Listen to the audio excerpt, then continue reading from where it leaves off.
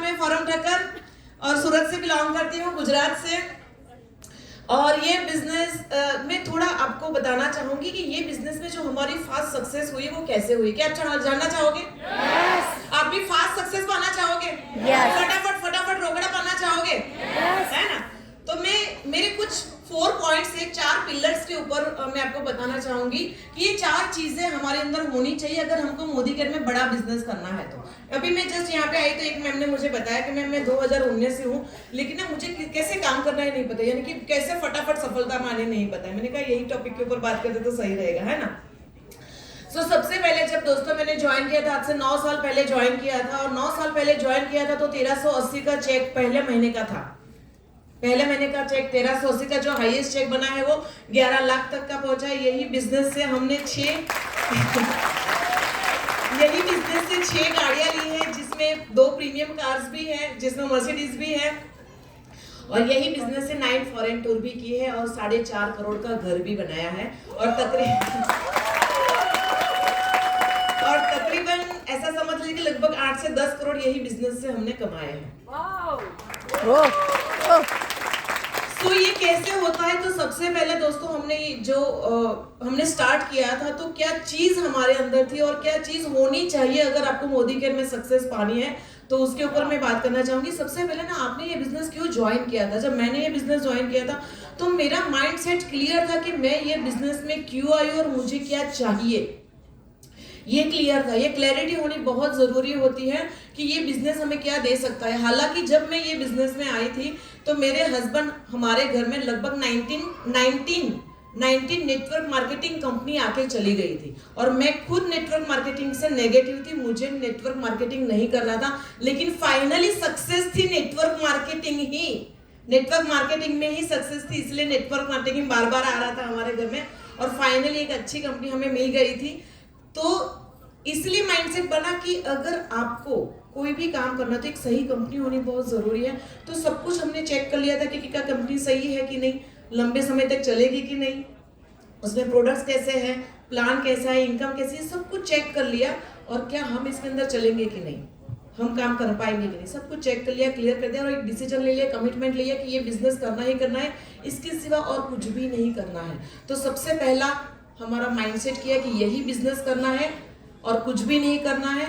और दूसरा चीज हमने ये किया है दोस्तों कि ये बिजनेस में जब हम स्टार्ट करते हैं ना, तो आप सभी लोगों को कुछ ना कुछ दिक्कतें आती होगी, और काफी टाइम ऐसा होता होगा कि ये बिजनेस छोड़ देना है। राइट होता है? कितने लोगों का ऐसा हुआ है कि छोड़ देना है, बिजनेस नहीं करना है?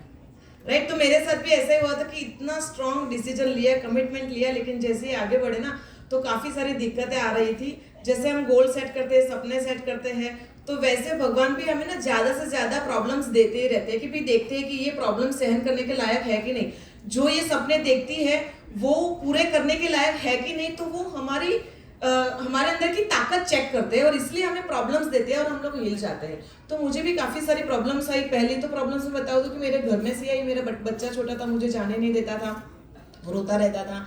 मेरी सासू माँ बीमार हो गई थी, बेड रिडन थी, घर में पूरा काम था, इतनी सारी दिक्कत आई।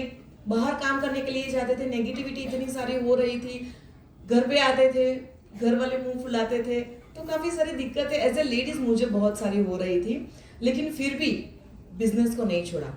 मोदी केयर के उस टाइम पे आप लोग बहुत ही लकी हो, जब हम लोगों ने ज्वाइन किया था उस टाइम पे कोई ऑफर्स नहीं होती थी, कोई डिस्काउंट नहीं होता था, डिस्काउंट सिर्फ होता था, और लॉयल्टी नहीं होती थी, और जो हमको बोनस तुरंत मिल जाता है हर महीने हमारी खरीदी पे, वो भी हमें नहीं मिलता था, और प्रोडक्ट्स के जो दाम होते थे इससे डबल होते थे। सोचो तो हम लोग कितने सही जगह पे हैं। तो उस टाइम पे इतनी सारी दिक्कत होती थी और इतने तकलीफ से हम लोग प्रोडक्ट के ऑर्डर लेते थे और कंपनी में माल ही नहीं होता था। तो कई बार ऐसा होता था कि छोड़ देते बिजनेस, क्या करना है। सूरत में कोई डीपी नहीं थी, कोई सेमिनार नहीं होता था, तो काफी सारी दिक्कतें थी। 3 बार ज्योतिष को बता के आई कि भी ये बिजनेस करना चाहिए कि नहीं करना चाहिए, क्योंकि हिल जाते हैं ना, हम बार बार मेहनत करते हैं और रिजल्ट नहीं मिलता है। शुरुआत में तो छोटे छोटे चेक्स आते हैं तो हम भी हिल जाते थे। लेकिन एक डिसीजन लिया था, कमिटमेंट लिया था कि ये बिजनेस को छोड़ना नहीं है, कुछ भी कैसे भी हालात हो आपको ये बिजनेस छोड़ना नहीं है। बस आपने कमिटमेंट कर लिया कि यही करना है, तो अपने कमिटमेंट को सुनो, कभी उसको छोड़ो नहीं। तो दूसरा पॉइंट ये हमेशा ध्यान में रखना है कि कुछ भी हो जाए आपको ये बिजनेस को छोड़ना नहीं है और लगातार। तीसरा पॉइंट यही है दोस्तों कि ये बिजनेस को लगातार करते रहना है, क्योंकि काफी सारी दिक्कतें आएगी, काफी सारी कंपनियां आएगी, क्योंकि ना थोड़ी थोड़ी सक्सेस हमें मिलती है ना, तो काफी सारी आजू बाजू वाली कंपनियां हमें मार्क करती है ये आगे बढ़ रहा है और हमें ऑफर्स देते हैं, लालच देते हैं कि आप भी हमारी कंपनी में आ जाओ, हम आपको ये देंगे वो देंगे, राइट। तो ये बिजनेस में जैसे ही हम लोग आए ना, थोड़ा टाइम हुआ था और ऐसा कहते हैं कि काफी सारे लोग हमारे आजू बाजू में थे जो बड़े बड़े लीडर थे और दूसरी कंपनी के थे और इतनी अच्छी अच्छी ऑफर्स दे रहे थे कि भाई आप हमारी कंपनी में आ जाओ और हम आपको ये दे देंगे वो दे देंगे, क्योंकि काफी सारी क्रिप्टो ये वो कितनी सारी कंपनियां आती है, पानी वाली ये वो, काफी सारी गुजरात में तो होती है ना, गुजरात में हर रोज कुछ नई कंपनी आ जाती है, तो इतनी सारी लालच भी होती थी। लेकिन लगातार करते रहना बहुत जरूरी, कंसिस्टेंसी होनी बहुत जरूरी है। इतनी सारी दिक्कतें होती थी, कई बार हमारे ऐसा समझ लीजिए कि कितने सारे हमारे सेलिब्रेशन जो हमारे घर में होते थे या रिलेशन में होते थे, तो काफी सारे सेलिब्रेशन को भी हम लोगों ने मिस किया है, हम लोगों ने उसको नहीं किया है, काफी सारी कॉम्प्रोमाइजेस हम लोगों ने किए हैं।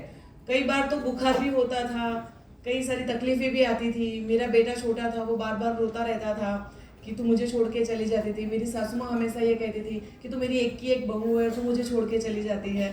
तो कई सारे ऐसे हम लोग ऐसा होता था, लेकिन लगातार काम करते रहना बहुत ज़रूरी होता है ये बिजनेस में।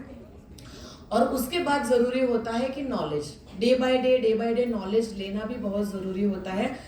ये बिजनेस में अगर आपको आगे बढ़ना है तो नॉलेज, प्रोडक्ट का नॉलेज होना बहुत ज़रूरी है कि कौन से प्रोडक्ट किसको क्या देना है, राइट। और उसके बाद होता है कि प्लान का नॉलेज, सही स्ट्रक्चर होना बहुत जरूरी। कई सारे लोग मेहनत करते रहते, लेकिन जिस हिसाब से चेक आना चाहिए उस हिसाब से आता नहीं, क्योंकि उनकी स्ट्रक्चर सही नहीं होती है।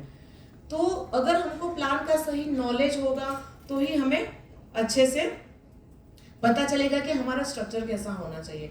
तो हम लोगों ने खास ये 4 चीज के ऊपर फोकस किया था, और आप लोगों को भी सक्सेस अगर मोदी केयर में फास्ट पानी है तो बिना रुके बिना थके लगातार मोदी केयर में चलते रहना है दोस्तों।